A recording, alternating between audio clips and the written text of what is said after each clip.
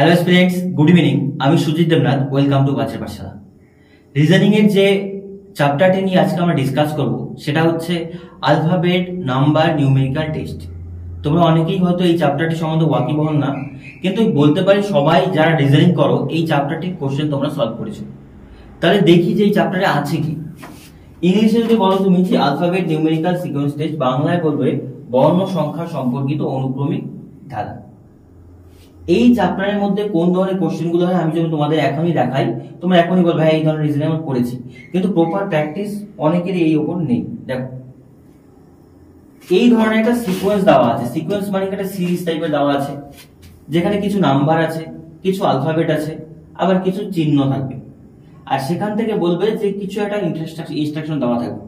Suppose এখানে যদি বলে যে কতগুলি ভাওয়েল আছে যার ঠিক পরে কনসোনেন্ট কিন্তু সামনে কনসোনেন্ট থাকবে না, এরকম একটা সূত্র দিয়ে দিল যে কতগুলি ভাওয়েল আছে বের করো যাদের ঠিক পরে কনসোনেন্ট থাকবে কিন্তু সামনে কনসোনেন্ট থাকবে না। এবার এখান থেকে আমাকে বের করতে হবে। বলো এখানে রিজনিং করেছো না? হ্যাঁ অবশ্যই করেছো, কিন্তু প্রপার এই ধরনের রিজনিং আমার প্র্যাকটিস বা বিভিন্ন ধরনের চ্যাপ্টার আমরা বিভিন্ন রিজনিং বইয়ে পাই না।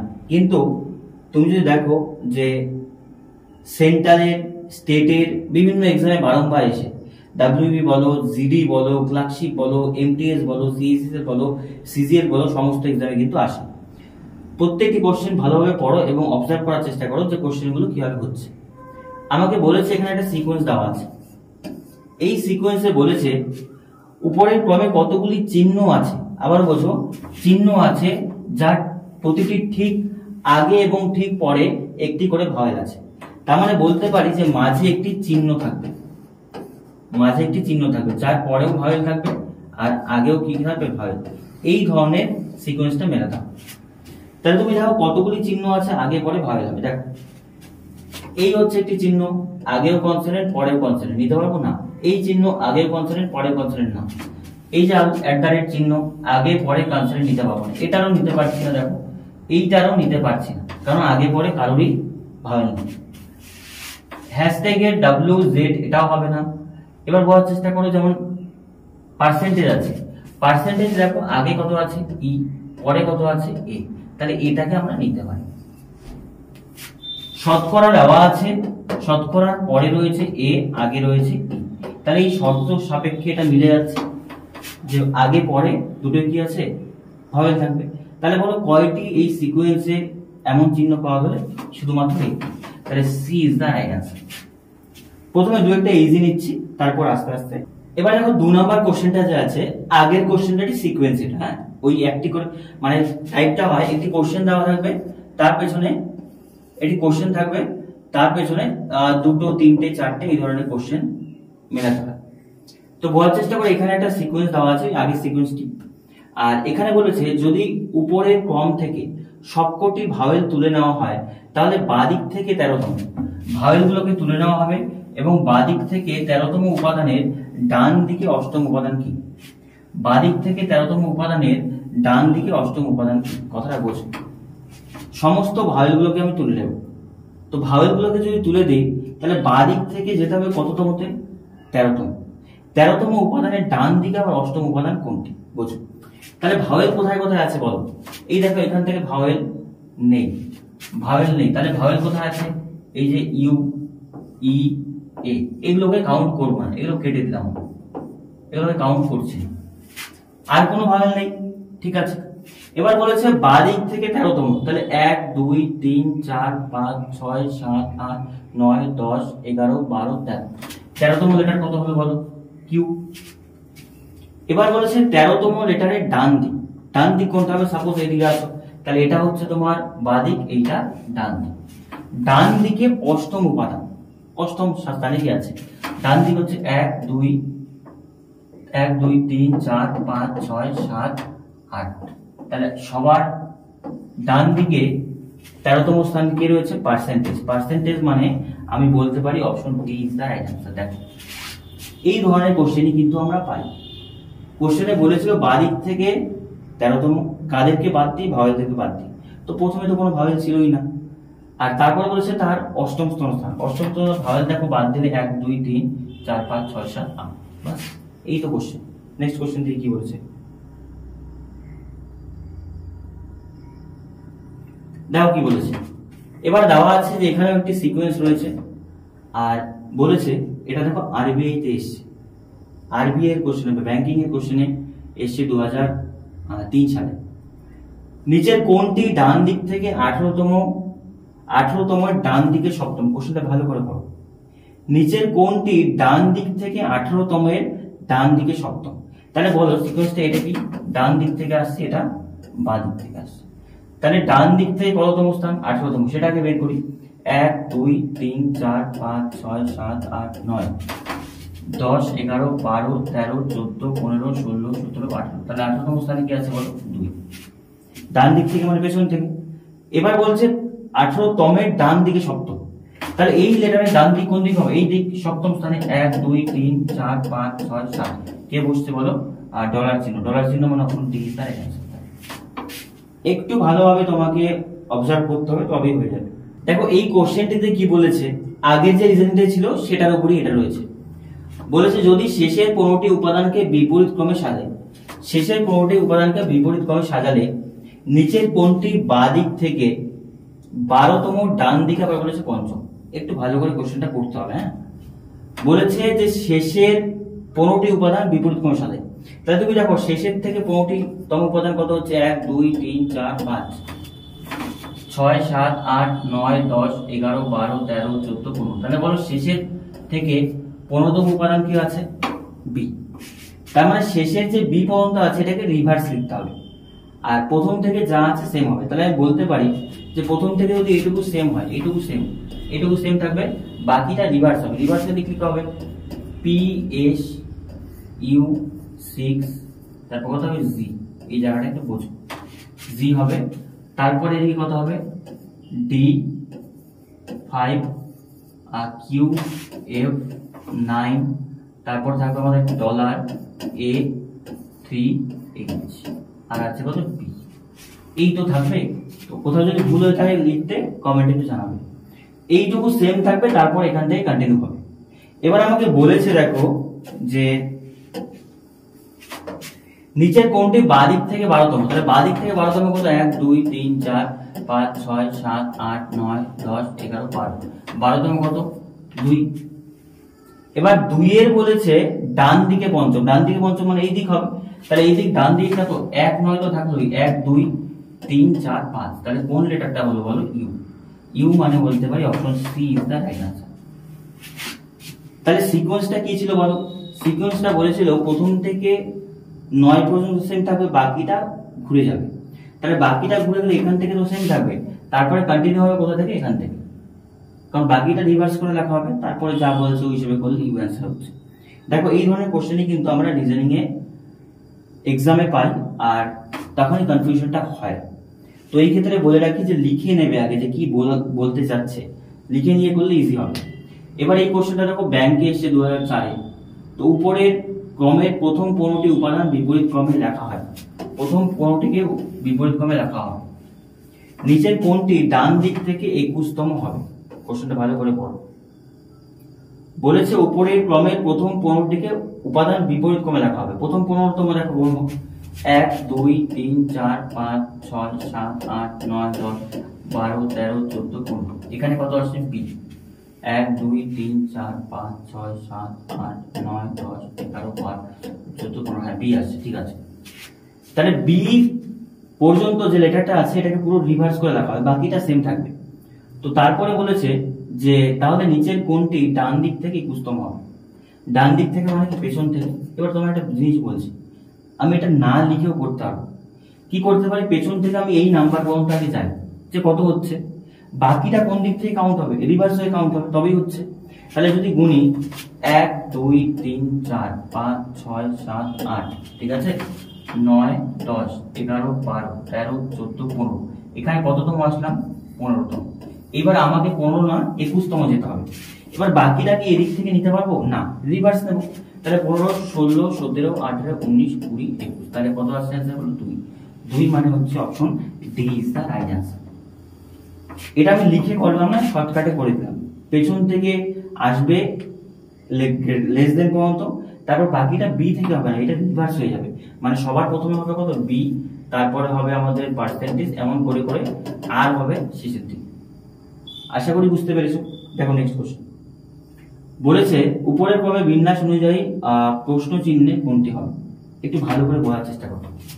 দেওয়া আছে কি স্টার আর জে, একটু ভালো করে বোঝো। স্টার আর জে দেওয়া আছে, তার পরিবর্তে দেওয়া আছে F6O @LJ $Q @E, তাহলে $M এর পরিবর্তে কি হবে? তো তুমি প্যাটার্ন বোঝো, প্যাটার্ন ফলো করে একটা সিরিজের মতো। তাহলে দেখো আর, তারপরে জে স্টার, এই যে স্টার থেকে কোথায় গিয়েছে আর, তারপরে কত জে, তার মানে বলতে পারি কি রিভার্স হচ্ছে, স্টার থেকে আরে আবার জেতে গিয়েছে। আবার F6 F কোথায় আছে, এই তো F এর পরে 6, তারপরে কত এক ঘর ছেড়ে দিই।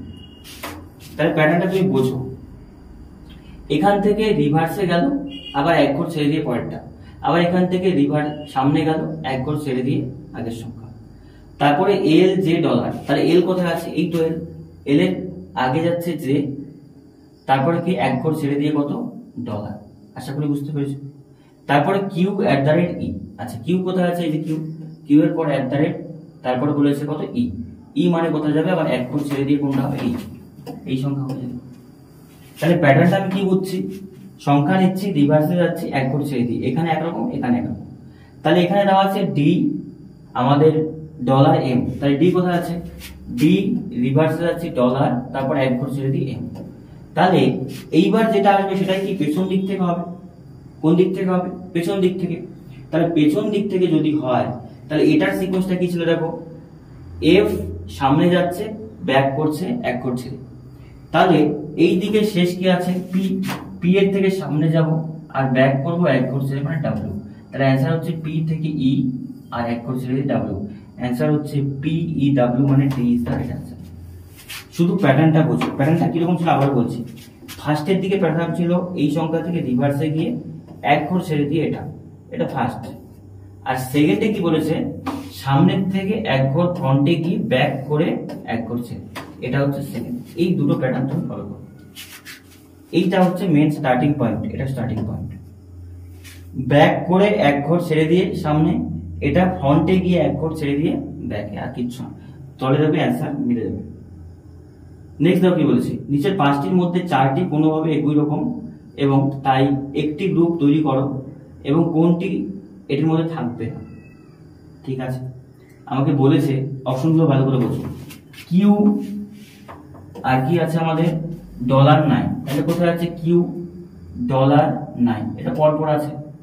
ঠিক আছে, 5-6B কোথায় আছে, 5-6B এটাও পরপর আছে কিন্তু, হ্যাঁ, তার মানে বুঝতে পারছি কি প্যাটার্নগুলো পরপর আছে।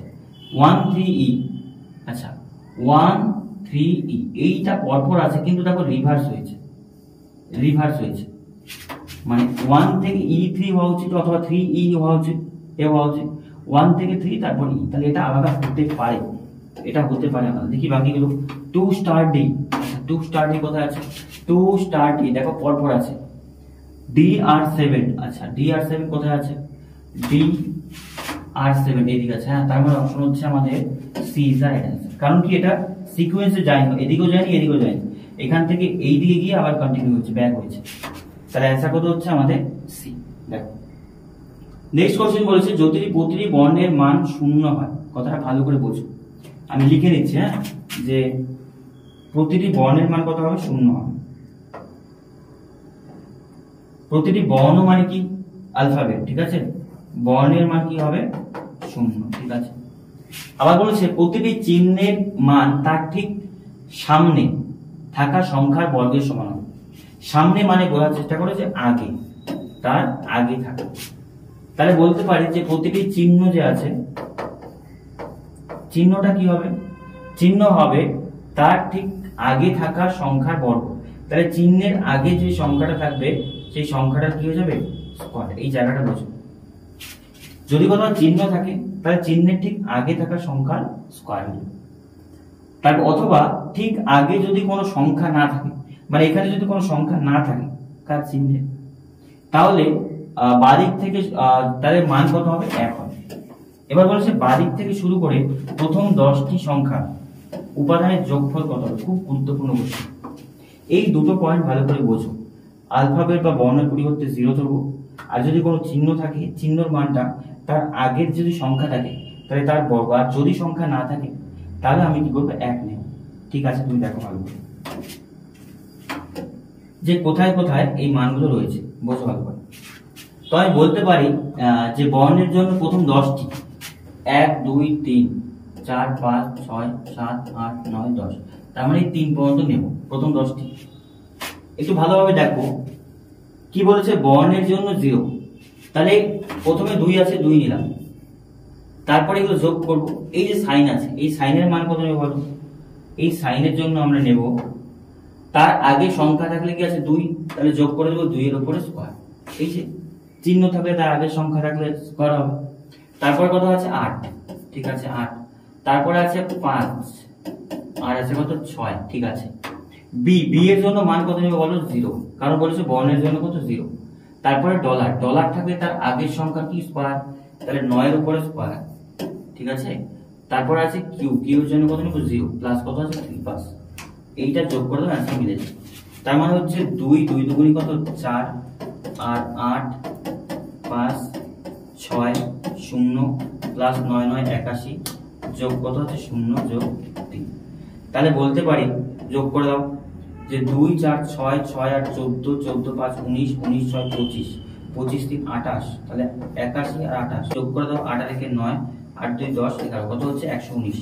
119 হচ্ছে অ্যান্সারে রয়েছে নেই, 115 117 আছে, তার মানে বলতে পারি এটাকে আমি 9 করে দিলাম, তাহলে অ্যান্সার কত হচ্ছে option A, 119 is the right answer. তো দেখো বলার চেষ্টা করো কি বলেছিল, বর্ণের পরিবর্তে 0 নিলাম, কয়টি বর্ণ ছিল, এই যে একটি বর্ণ আর হচ্ছে এই একটি বর্ণ 0 নিয়েছি, বাকি সাইন ছিল দুটি, সাইনগুলো কি তার আগের সংখ্যা স্কয়ার, এই যে 2 এর আগের সংখ্যা কত 4, 4 আগের স্কয়ার, এই নিয়মে করলেই অঙ্ক মিলে যাবে। দেখো নেক্সট বলেছে যদি প্রথম 12তম 15তম এবং 21তম বর্ণ দিয়ে একটি অর্থপূর্ণ শব্দ তৈরি করা হয়, তাহলে শব্দটির প্রথম বর্ণ কি হবে। যদি এরকম শব্দ গঠন করা না যায় তাহলে উত্তর x, এবং যদি একের বেশি শব্দ গঠন হয় তাহলে উত্তর m হবে। তাহলে দেখি প্রথম বর্ণ কি আছে ই, তারপরে কি বলেছে 12তম 1 2 3 4 5 6 7 8 9 10 11 12 এ, আবার কত বলেছে 15তম 12 13 14 15 15তম, আর কি বলেছে আমাদের 21তম 15 16 17 18 19 20 21 এ, এই ডাব আছে। তার মানে পেলাম কি বলো দেখি, পেলাম হচ্ছে ই এ এস এল, ঠিক আছে। তো এখান থেকে কটি শব্দ তৈরি করা যায়, একটি শব্দ আমি তৈরি করতে পারি যে এখান থেকে হয়ে যাবে দেখো এস ই এ এল, এটা একটা পাচ্ছি সিল।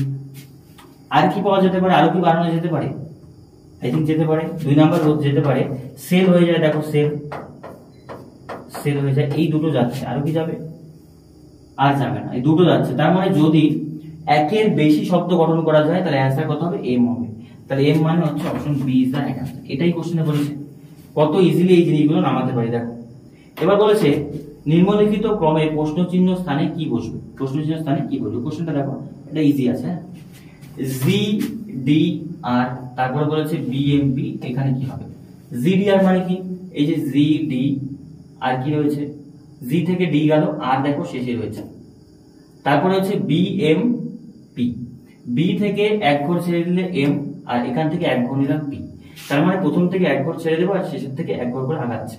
তারপর হচ্ছে ডি 45, আচ্ছা ডি কোথায় রয়েছে, আর ডি থেকে কত হচ্ছে 4, ডি থেকে 4 আর পেছনে কত নিচ্ছে 5, তাহলে ডি 45।